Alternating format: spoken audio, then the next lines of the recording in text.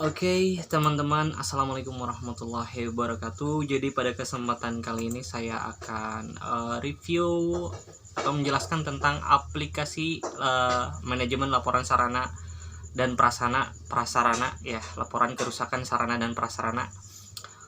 Ini adalah versi yang mungkin yang ketiga ya saya. Nah, jadi teman-teman, sebelumnya saya udah bikin yang namanya aplikasi sarana dan prasarana ya. Cuma versi sebelumnya ya sebenarnya baik dari segi pengkodean terus fiturnya juga mungkin masih kurang ya.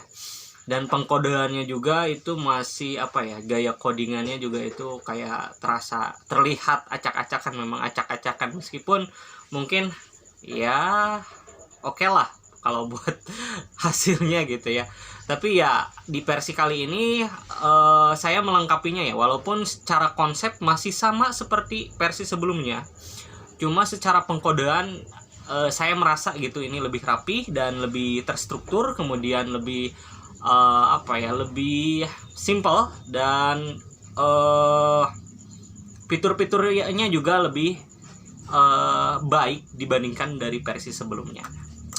Oke teman-teman, jadi saya jelaskan dulu ya, ini adalah dashboard administrator di aplikasi laporan kerusakan sarana dan prasarana ini. Ada dashboardnya seperti ini, ada statistik laporan kerusakan, kemudian di sini ada ini ya, yang berhasil diperbaiki dan gagal diperbaiki gitu ya, berdasarkan statistik yang berhasil diperbaiki dan gagal diperbaiki. Kemudian di sini ada semacam counting ya, di sini ada yang laporan yang belum diproses, sedang diperbaiki, gagal, kemudian berhasil diperbaiki. Kemudian sini ada jumlah peralatan dan unit di sini ya. Oke.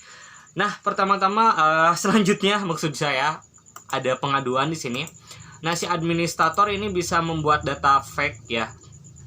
Membuat pengaduan di sini, menuliskan tanggalnya, membuat pengaduannya gitu ya. Nah, ada unit. Jadi sebelum nantinya kan ada beberapa role, nanti saya akan jelaskan. Nah, ini pokoknya si administrator ini bisa membuat data fake ya di adminnya, kemudian nanti bisa juga pilih petugas perbaikannya di sini. Pokoknya dia bisa buat data semacam data fake buat percobaan gitu ya. Pengaduan, semua pengaduan. Nah, dia belum diproses, sedang diproses, ini bisa dia edit kemudian atau dia hapus ya. Baik pengaduan yang dibuat oleh si admin atau nanti admin unit dan petugas dan lain sebagainya, nanti saya jelaskan ya. Kemudian di sini ada peralatan. Nah, di sini ada kategori tampilan semua peralatan. Peralatan, kemudian ada tambah peralatan. Kemudian di sini ada komponen peralatan. Jadi teman-teman, antara komponen peralatan dan peralatan itu beda ya. Komponen peralatan itu berisi kategori peralatan, sedangkan ini peralatan itu kayak semacam ya peralatannya gitu. Nanti kategorinya kategori apa nih? Kemudian unitnya unit apa nih yang mau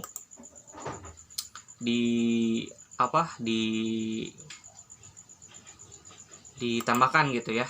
Jadi ini kategorinya kategori apa dan siapa yang memegang unitnya gitu, di mana unitnya gitu ya. Kemudian di sini ada nama peralatan. Jadi unit itu kayak semacam divisi di perusahaan gitu ya.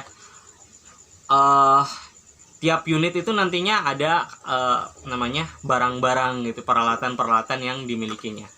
Oke, jadi seperti itu. Nah, kemudian ini ada unit, semua unit, kemudian tambah unit. Unit ini kayak semacam divisi atau bagian-bagian di perusahaan. Nanti ada unit apa, laboratorium fisika, gudang atau apa ya. Kalau di pabrik gudang, ataupun bagian di kayak dulu saya pernah kerja di pabrik tekstil gitu, ada bagian gudang kain greg, ada bagian keniting, ada bagian celup dan lain sebagainya. Nah, mungkin ini bisa diimplementasikan gitu di sini. Nanti unit-unitnya ditambahkan dulu gitu ya. Nah, kemudian di sini ada pengguna, semua pengguna. Nah, teman-teman, ini agak panjang ya saya jelaskannya. Jadi pengguna itu sebenarnya dari kita ini dulu di role-nya dulu aja ya sebelum masuk ke pengguna ya. Jadi modul-modulnya itu ada dibagi 4 bagian, ada administrator, kemudian kabag, ada admin unit, kemudian ada petugas gitu ya. Jadi 4 Cuma role name-nya itu bisa tidak terbatas gitu ya. Jadi misalnya ada manager gitu ya. Manager itu mau aksesnya modul apa? Modul kabag, admin unit, atau admin, atau petugas, itu jadi tidak terbatas untuk role name-nya. Nah, si role name-nya ini bisa di sini di pengguna. Ketika tambah pengguna di sini, kita bisa lihat tuh ada administrator, DP teknik. Di sini role name-nya akan ditambahkan di bagian pada saat menambahkan pengguna.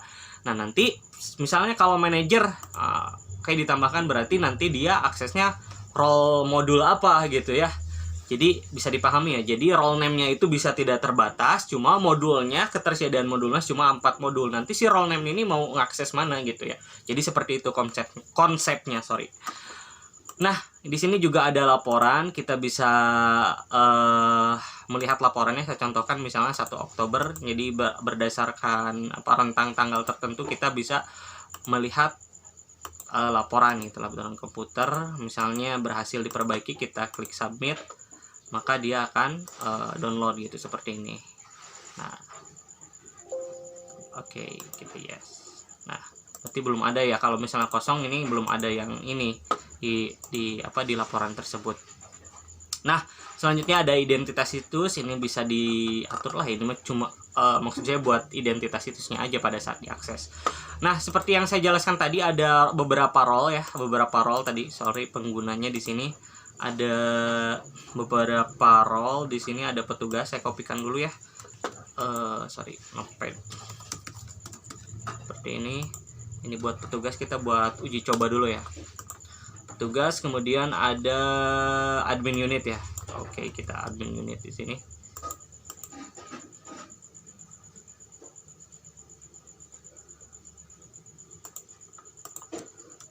Oke. Nah, jadi nanti ini akan tektokan antara si admin unit dan petugas gitu ya.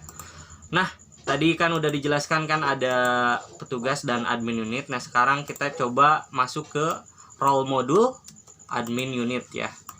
Kita masukkan emailnya, kemudian masukkan passwordnya. Nah, oke.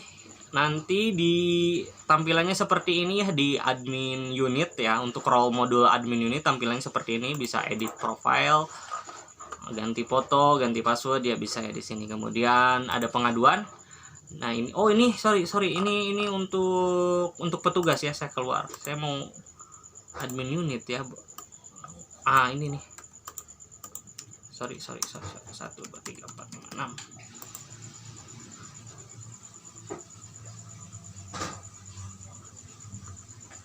Nah, ini dashboard admin unit.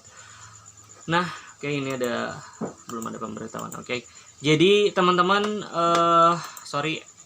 Nah, ini admin unit statistik. Di sini ada statistik kerusakannya sama seperti di dashboard administrator, cuma di sini ada tampilan ininya ya. Ada identitas diri, kemudian nama unit yang dipegangnya gitu. Jadi si admin tadi pada saat menambahkan unit itu harus menambahkan user ataupun pengguna yang diberikan hak untuk menjadi memegang unit tertentu gitu ya. Di sini contohnya Edi Prasasta memegang laboratorium komputer. Jadi satu unit itu dipegang oleh satu user. Nah, di sini jumlah pengaduannya ada berapa, kemudian ini admin unit sebagai jabatan, dan ini kode unitnya. Nah, teman-teman bisa buat di menu admin unit, buat unit, melihat pengaduan, kemudian melihat pengaduan yang sudah selesai ya. Di sini klik pengaduan, kemudian buat pengaduan untuk melakukan pengaduan. Misalnya komputer mati ya, terserah. Kayak kita ketik maksud saya. Klik submit, pengaduan berhasil dikirim. Nah, ini udah pengaduan ya. Di sini tadi pengaduannya di sini ya. Laboratorium kemudian sorry. Di bagian ini ya. Nah, komputer panas, sorry, di sini kayaknya komputer mati ya tadi. Nah, ini. Nah, berarti dia ini masuknya di pengaduan saya. Di sini ada laboratorium komputer, kemudian belum diproses, terus komprehensif, belum fix. Kemudian di sini bisa lihat detailnya komputer mati ya. Kemudian di sini ada pengaduan selesai. Kalau ada pengaduan selesai ini di sini ya tampilannya, teman-teman. Kemudian di sini ada semua unit. Ini pengaduan, kita bisa melihat pengaduan dari semua unit gitu ya. Nah, kalau misalnya kita bukan unit yang bersangkutan yang melaporkan ini, ketika klik konfirmasi ini nggak akan bisa diakses. Jadi kita bisa mengkonfirmasi pengaduan itu ketika memang itu yang melaporkannya gitu ya, seperti itu. Nah, ini untuk melihat semua unit. Nah, selanjutnya apalagi ya? Sudah ya, seperti itu. Nah, saya coba tes masuk ke bagian petugas ya. Di sini ada Firefox atau apa ya? Apa sih? Browser. Oke ya, kita gunakan Microsoft Edge localhost. Kemudian di sini sarana. Saya coba pakai akun petugas. Di sini Reja. Reja@gmail.com. Oke, klik in. Oke, login berhasil. Nah, ini kita login sebagai petugas. Nah, tadi kan ada laporan ya yang kita buat. Nah, ketika ada laporan yang dibuat, ini otomatis akan ada kayak semacam sound ya. Cuma di sini nggak direkam soundnya. Di sini otomatis akan ada pemberitahuan secara real time seperti ini. Nah, ini ada belum diproses, kita klik di sini, kita bisa lihat detailnya seperti ini. Komputer mati. Oke. Atau bisa melihat di bagian pengaduan, kemudian masuk di sini.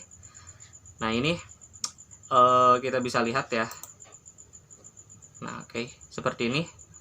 Tadi komputer mati. Nah, kalau misalnya si petugas itu sudah berhasil memperbaiki komputer, atau katakanlah itu sedang diproses, atau katakanlah ini berhasil diperbaiki, saya coba dulu ke sedang diproses ya. Misalnya saya klik sedang diproses, kemudian OTW ya, di sini tulisnya, kita klik submit. Oke.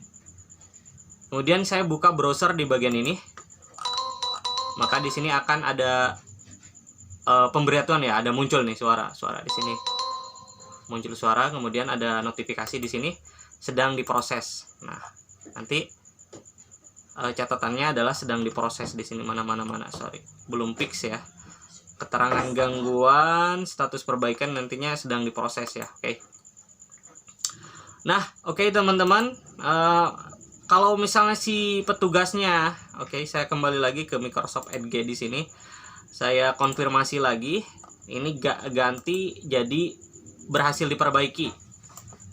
Sudah oke, misalnya si petugasnya, klik submit. Oke, kita buka Chrome-nya lagi, maka akan ada pemberitahuan lagi. Kita klik, kemudian di sini ada keterangan berhasil diperbaiki seperti ini. Nah, oke. Oke ya, saya jelaskan dulu ya. Nah, kita pengaduan saya di sini. Nah, jadi proses pengaduannya itu adalah si admin unit itu melakukan pengaduan ke petugas melalui sistem. Nah, dari si petugas itu nanti mengkonfirmasi bahwa misalnya unit yang bersangkutan, alatnya barang yang rusak di sarana atau prasarana yang rusak di unit bersangkutan itu misalnya berhasil diperbaiki. Kalau berhasil diperbaiki, nanti akan ada notifikasi lagi ke admin unit. Nah, admin unit untuk mengkonfirmasi kalau udah berhasil diperbaiki, dia konfirmasi apakah beneran fix atau enggak. Jadi si admin unit di sini klik konfirmasi gitu ya. Misalnya di sini fixed gitu ya. Kalau belum fix, kasih catatan belum fix gitu ya. Nah, di sini catatan konfirmasi kita masukkan misalnya berhasil. Oke, makasih. Kita klik submit. Oke, selesai.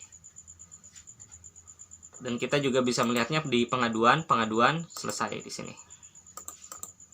Nah, atau di sini, oke. Nah, kemudian petugas nanti saya masuk ke petugas lagi. Nah, nanti kalau misalnya nanti berhasil diperbaiki, kemudian dia belum dikonfirmasi, nanti statusnya adalah menunggu konfirmasi. Tapi kalau misalnya saya reload di sini, nanti nggak ada kalau sudah dikonfirmasi atau kalau sudah selesai seperti ini. Oke, ini udah selesai ya gitu. Nah, si petugas juga bisa membuat laporan misalnya dari tanggal 1 sampai tanggal sekarang gitu ya, di laboratorium komputer tadi. Oke, berhasil diperbaiki, misalnya klik submit. Oke, kita lihat open filenya.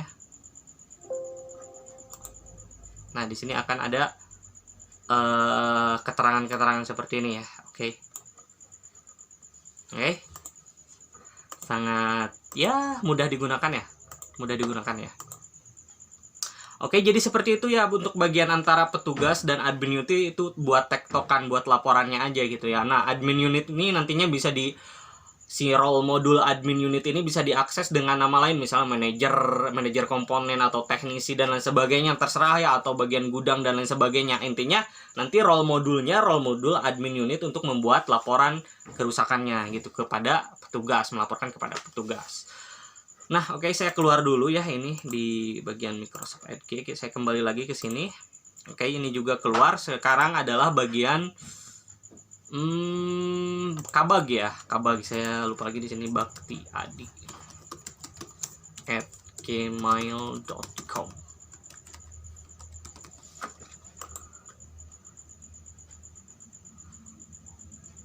Oke. Nah, ini bagian kabag itu nggak terlalu banyak sih kerjaannya kalau di sini ya. Tapi bisa saja nanti modul-modulnya ditambahkan atau terserah ya, karena untuk pengkodeannya ini relatif mudah karena saya menggunakan framework buatan saya sendiri yaitu Zil PHP. Teman-teman bisa buka di playlist YouTube-nya Ahmad Zailani, itu ada Zil PHP, atau di blog saya di root93.co.id ada Zil PHP, atau di GitHub saya myroot593/Zil PHP ya. Pokoknya dibuka aja di repositorinya, teman-teman bisa lihat ya tentang Zil PHP. Nah, di sini si kabag ini, role modul kabag ini bisa melihat pengaduan gitu ya. Pengaduan masuk, berhasil, tidak berhasil, kemudian juga bisa melihat peralatan di sini gitu ya. Kategorinya apa, nama peralatannya, kemudian bisa klik di sini unitnya unit apa gitu ya. Kemudian di sini paling dia mengumpulkan laporannya. Nah, jadi kurang lebih seperti itu dari review saya mengenai aplikasi manajemen laporan kerusakan sarana dan prasarana ini. Kurang lebihnya seperti itu, dan menurut saya sih ya sederhananya seperti itu. Mungkin nanti bisa dikembangkan lebih banyak lagi modulnya ataupun fiturnya, karena kodenya juga sangat mudah dikembangkan gitu ya. Bagi teman-teman yang tertarik untuk menggunakan aplikasi ini, entah untuk belajar atau untuk benar-benar diimplementasikan di perusahaan, teman-teman bisa hubungi saya di kolom komentar, atau nanti bisa hubungi saya di root93.co.id. Terima kasih. Saya Ahmad Zailani. Wassalamualaikum warahmatullahi wabarakatuh.